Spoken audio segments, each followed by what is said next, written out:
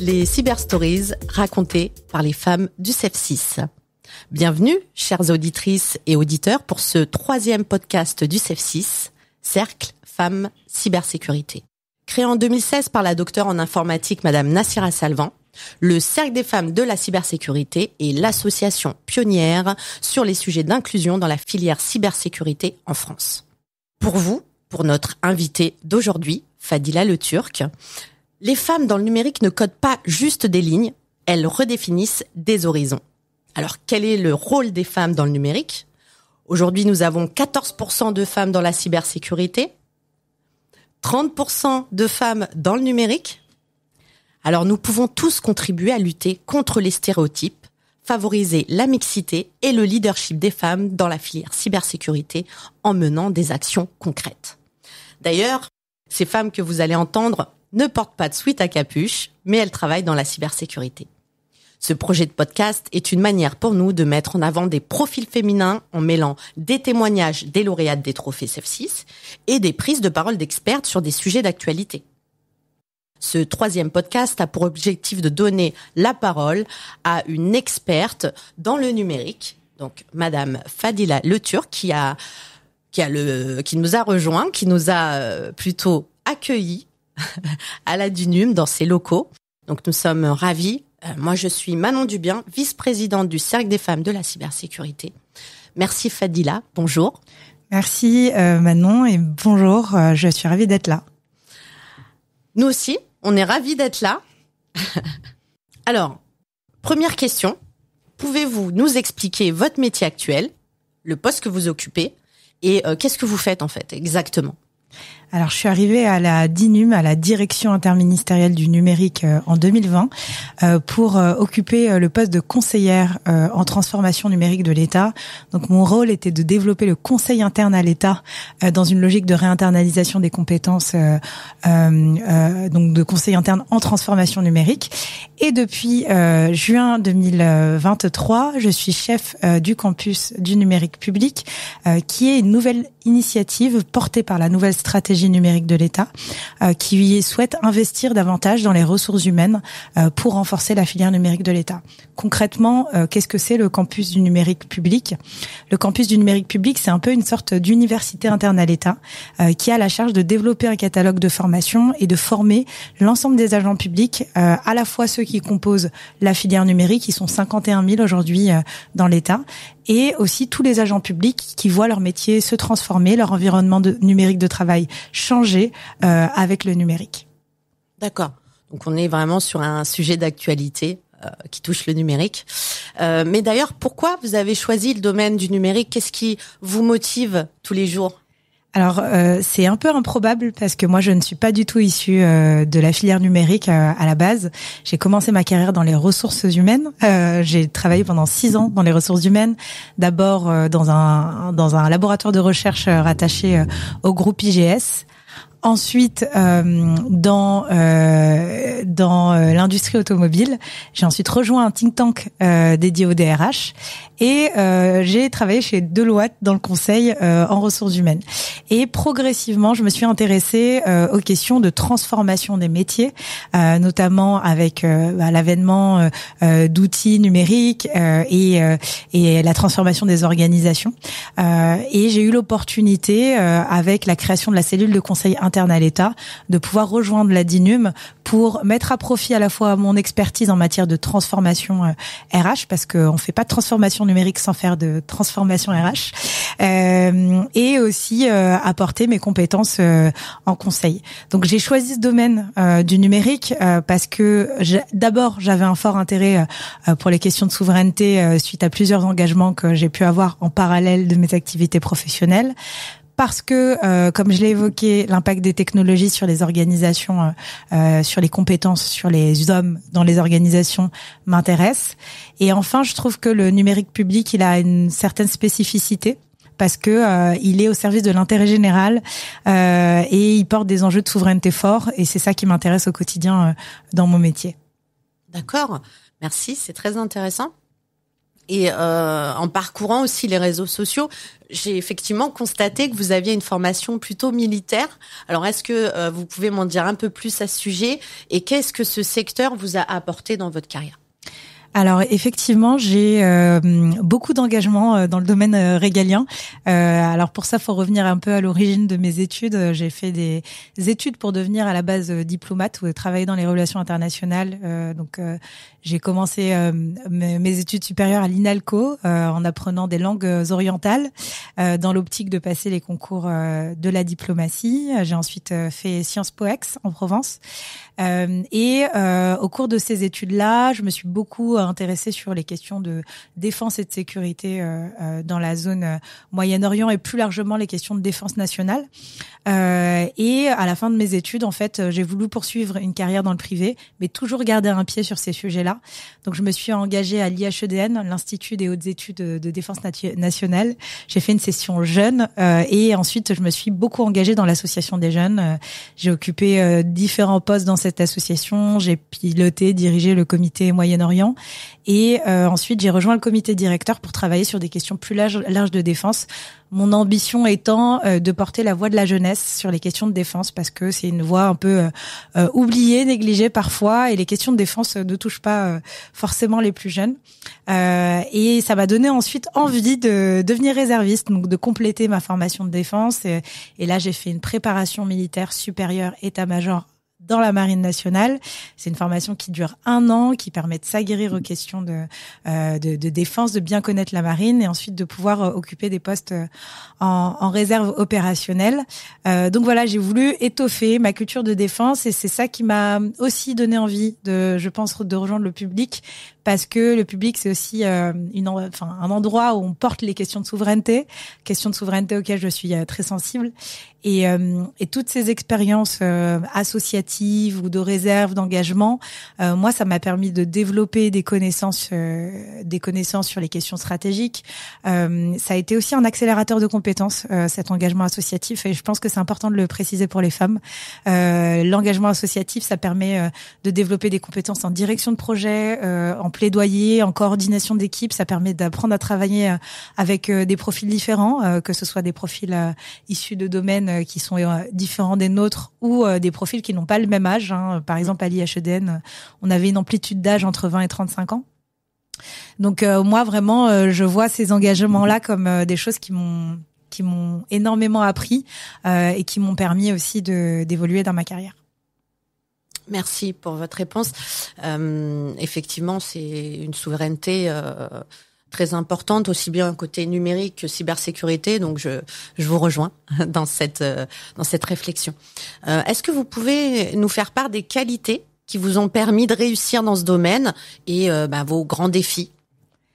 Alors, des qualités, je sais pas, mais peut-être je vais vous partager une petite anecdote que j'ai eue au tout début de ma carrière, donc mon premier stage que j'ai fait. J'étais au groupe IGS et en fait on était 2 stagiaires, une fille et un garçon. Et moi, j'étais très attirée par les chiffres, par les fichiers Excel, par tout ce qui relevait des maths. Et l'autre stagiaire était beaucoup plus attiré par la com. Mais on avait un manager qui souhaitait nous cantonner à des rôles stéréotypés et qui voulait absolument que le stagiaire garçon fasse des chiffres et que moi je fasse de la com. Et je pense que quand on est dans des contextes comme ceux-là et qu'on est une fille, qu'on est face à des stéréotypes de genre, la première qualité qu'il faut avoir, c'est de la détermination, savoir imposer ses envies à ses managers. Alors c'est pas toujours facile, surtout quand on est en début de carrière. On est plutôt vulnérable, on se laisse porter, mais je pense que c'est important d'affirmer ce que l'on souhaite faire.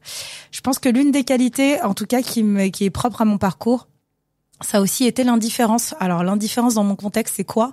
C'est le fait de normaliser le fait d'être une femme. dans certains contextes. Je pense que c'est très important. Je l'ai vu dans le monde régalien, dans le monde de la défense, et je le vois aujourd'hui dans le monde du numérique. C'est important, pas seulement de se définir comme une femme du numérique, mais aussi comme un acteur du numérique, mais aussi comme un cybercombattant ou une cybercombattante. Mais c'est important, voilà, de légitimer sa place et de dire qu'être une femme dans le numérique, c'est aussi normal. Je pense que l'audace aussi, c'est important, oser se sentir légitime pour un poste. Alors ça, c'est quelque chose que moi j'ai découvert assez récemment parce que j'ai pris mes postes managériaux très récemment et auparavant j'étais un peu atteinte par le syndrome de l'imposteur. Je pensais que des postes, voilà, que j'étais pas faite pour certains postes, mais voilà, je pense que l'une des qualités c'est pouvoir oser. La curiosité aussi, je pense qu'il faut pas négliger quand on est une femme ou quand on est éloigné du numérique, qu'on est attiré par ce sujet, d'aller apprendre, de lire des livres, d'écouter des podcasts. Aujourd'hui, on a du contenu partout pour pouvoir avoir accès à ça, de s'engager dans des associations, d'aller rencontrer des gens aussi, parce que les gens sont toujours ravis de parler de ce qu'ils font et de partager leur expérience. Donc, je pense que la curiosité, c'est une des qualités. Et peut-être une dernière qualité, et ça c'est même un conseil que je donne à tout le monde, c'est savoir faire son autopromotion. Je pense que c'est très très important. Faut pas avoir de tabou là-dessus. Alors moi, il y a quelques années, j'aurais jamais dit ça, mais savoir faire son autopromo, c'est hyper important parce que si on parle pas de ce que l'on fait, les autres ne parleront pas à notre place. Donc voilà, je pense que c'est essentiel. On avait eu effectivement ce retour, même sur les compétences techniques en cybersécurité, où il y a beaucoup de syndrome de l'imposteur. Eh bien, savoir, comme les hommes, se mettre en avant, c'est hyper important. Vous avez été soutenu pour évoluer, c'est une question à part, dans votre poste. Vous avez été soutenu par vos directions systématiquement ? Oui. Ouais, super. Moi j'ai vraiment, alors je sais pas si c'est un coup de chance ou pas, mais que ce soit les hommes ou les femmes qui m'ont managé, encadré, j'ai vraiment eu des gens qui ont été facilitateurs dans ma carrière, qui m'ont conseillé, m'ont orienté, et même là au quotidien, dans mon poste actuel, en tout cas moi j'ai un management qui me soutient et qui est disponible et qui m'accompagne dans mon évolution au quotidien. Bien. Ok.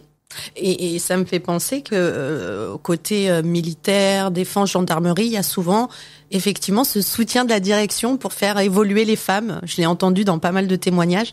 Donc bravo pour votre engagement. Est-ce intéressant d'intégrer des cellules interministérielles au plus proche du gouvernement en début de carrière ? Parce que vous êtes jeune. Ouais. Ouais, je suis jeune, j'ai quand même maintenant 9 ans d'expérience professionnelle. Oui. Mais alors oui, c'est intéressant. Alors pourquoi déjà l'interministériel, c'est aussi avoir une vision à 360 degrés sur l'administration, les politiques publiques. Donc déjà ça ouvre l'esprit d'être en interministériel, c'est vraiment hyper intéressant.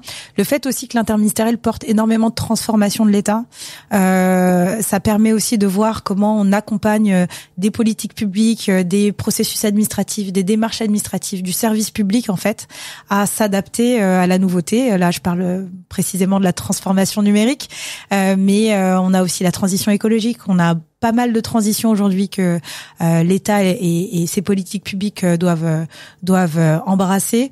Et donc en interministériel, c'est vraiment un super terrain de jeu pour découvrir ça. Je pense que l'interministériel, c'est aussi un avantage en début de carrière parce qu'on est à la fois proche du terrain et proche du politique. Donc comme on reçoit nos directives du politique, ça permet aussi d'être en contact avec des cabinets ministériels, avec des administrations centrales, mais toujours garder en tête le terrain et la façon dont le service public se déploie au plus près du citoyen. Et je trouve que, en tout cas, là où je suis, à la DINUM et dans les services du Premier ministre, il y a quand même aussi une attention particulière qui est donnée à la diversité, à la question de la diversité, à la place des femmes. Je prends l'exemple, de la DINUM. On a monté plusieurs programmes de soutien et de coaching pour les femmes dans le numérique, et c'est quelque chose, en interministériel, il y a une vraie impulsion. Là-dessus, on se rend compte vraiment que c'est important de promouvoir la diversité.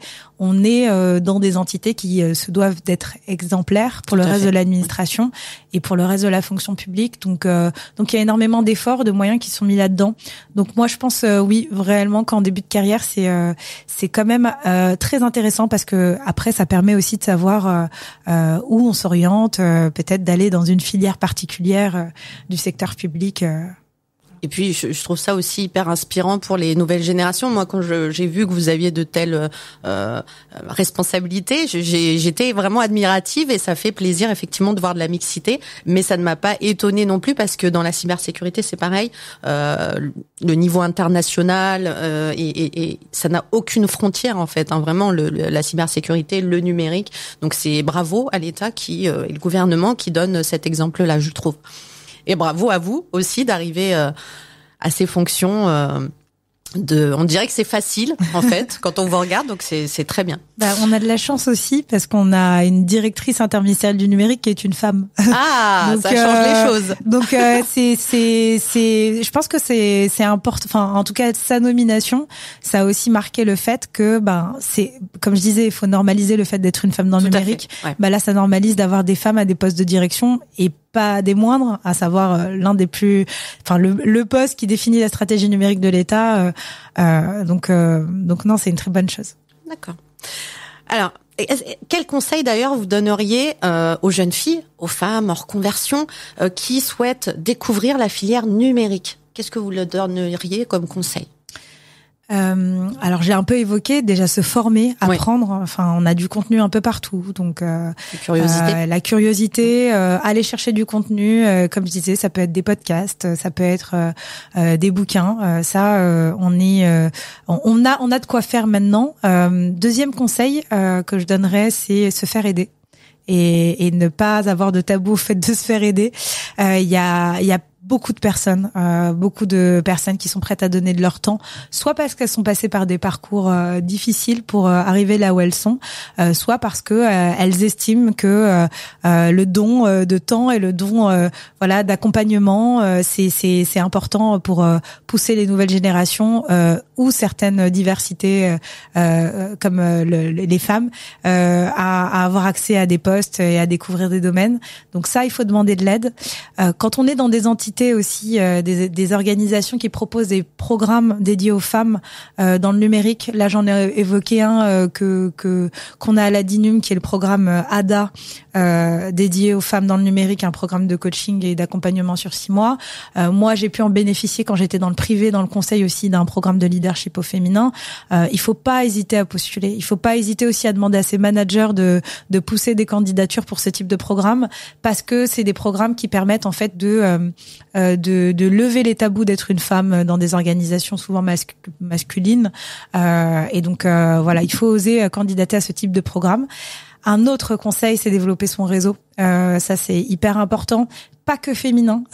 Donc, pas que féminin. C'est important d'être dans des cercles de femmes parce que c'est des cercles qui rassurent, c'est des cercles qui inspirent, etc. Mais aussi aller à la conquête d'un réseau aussi un peu plus large. Oui. Je pense que c'est important. Et n'hésitez pas aussi à suivre des leaders d'opinion sur les sujets, parce que je pense qu'une femme forte dans le numérique, c'est une femme qui a des convictions. Et c'est important aussi de se forger des convictions en ayant des opinions sur la façon dont on fait du numérique aujourd'hui. D'accord.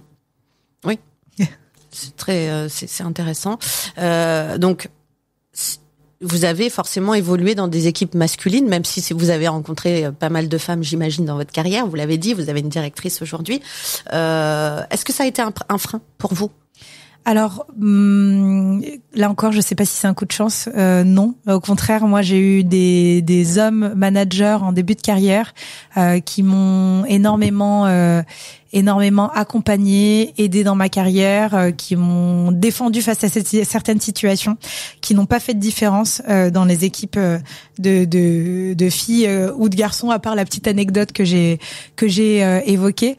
En revanche, moi je déplore le fait qu'on ne forme pas assez les femmes à faire face aux stéréotypes de genre. En fait, il faudrait un manuel de self-défense pour les femmes face aux stéréotypes de genre lorsqu'elles sont dans des équipes masculinisées, parce que parfois elles peuvent faire face à des clichés qu'on peut avoir sur elles, sur leurs capacités, et elles doivent avoir un peu de répartie pour pouvoir répondre, pour pouvoir aussi ne pas être heurtées dans certains contextes professionnels, être préparées.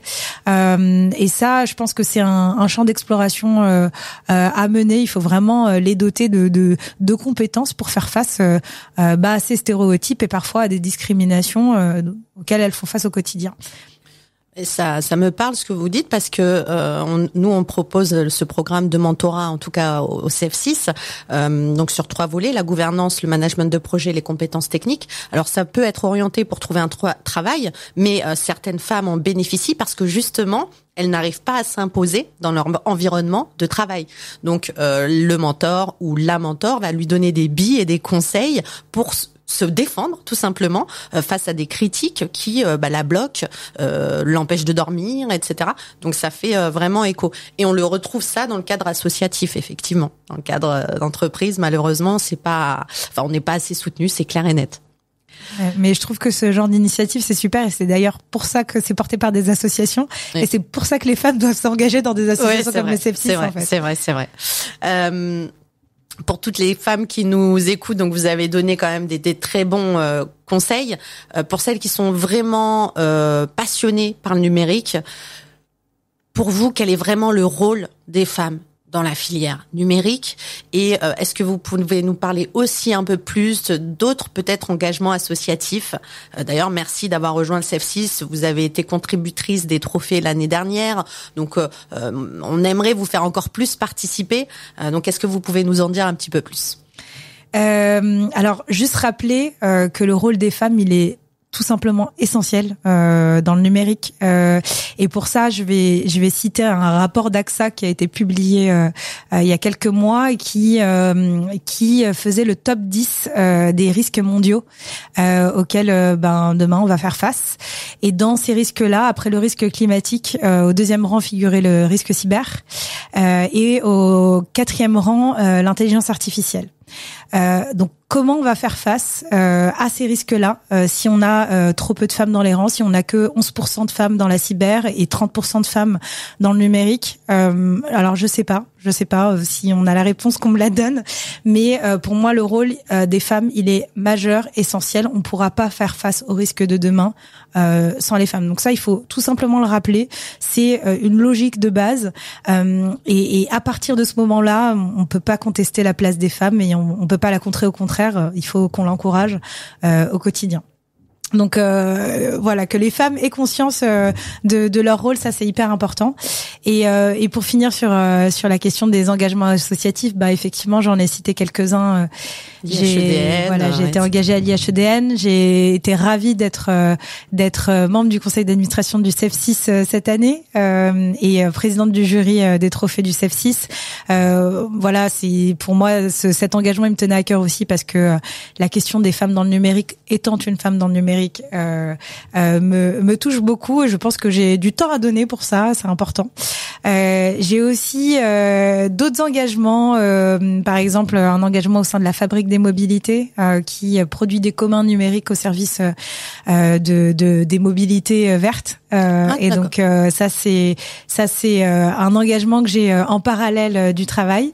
Et j'ai créé aussi un réseau qui s'appelle le Shadow État. Alors, j'évoquais la question du réseau tout à l'heure, mais moi, quand je suis arrivée dans le secteur public, je me suis rendu compte en interministériel que il y avait des gens géniaux dans tous les ministères, mais qui échangeaient insuffisamment entre eux. Et donc, j'ai créé un réseau qui se réunit tous les trimestres, qui s'appelle le Shadow État, qui réunit des gens des cabinets ministériels, des gens des administrations, des gens du secteur associatif. Et l'objectif, c'est de faire en sorte de créer des synergies entre des gens qui pour des questions de protocole, pour des questions d'organisation de l'État, etc., échangent insuffisamment alors qu'ils ont beaucoup de choses à se dire. Voilà. D'accord. Ah, c'est intéressant. Donc ça crée du lien. Exactement. Ok. Et la question des femmes ne se pose pas. J'imagine. Voilà, elles sont toutes là. C'est plutôt les sujets transverses qui vous motivent. Ok. Eh bien, est-ce que vous avez envie de rajouter autre chose ? Bon courage à toutes les femmes dans leur carrière. Bon courage, bonne chance. Et je vous souhaite de tomber sur les bonnes personnes qui vous ouvriront toutes les portes. Et la bienveillance, c'est très important, en tout cas pour être épanoui. Un grand merci, Fadila, d'avoir accepté de témoigner dans ce 3e podcast du CEF6 et de nous avoir accueillis dans vos locaux. Merci d'avoir pris la parole parce qu'on a vraiment besoin de rôle modèles comme vous pour faire évoluer les mentalités puis attirer plus de femmes dans le numérique et bien sûr dans la cybersécurité. Je remercie également Clotilde Madège, notre productrice, notre CEF6ienne, productrice de nos podcasts depuis le départ et ces podcasts sont bien sûr 100% féminins. Vous avez écouté la 3e cyberhistoire racontée par une femme exceptionnelle, Fadila Le Turc. Retrouvez toutes les informations de l'association CEF6, Cercle Femmes Cybersécurité, sur notre site web cef6.fr, sur le site des trophées cyberwomanday.com. Rejoignez-nous, en tout cas rejoignez la communauté engagée du CEF6 en envoyant un email à contact@cef6.com et on se retrouve très vite pour un 4e podcast.